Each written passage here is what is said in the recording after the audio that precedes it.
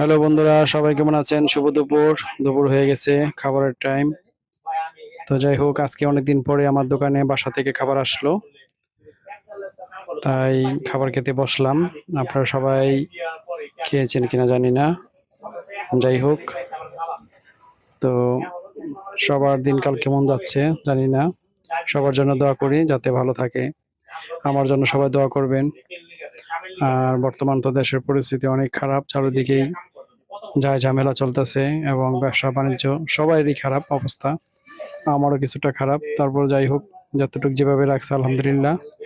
সবাই দোয়া করবেন যাতে সবারই যাতে কাজকর্ম এবং ব্যবসা বাণিজ্য যাতে ভালোভাবে চলে। সবাই হাসি খুশি থাকবেন, টেনশন করবেন না। আমিও মাঝে মাঝে টেনশন করি, চাই না টেনশন করতে, তারপরে চলে আসে। তো যাই হোক, দুপুরে খাবার খাচ্ছি, আপনারা সবাই খেয়ে নেন না খেলে। আর আমার জন্য দোয়া করবেন।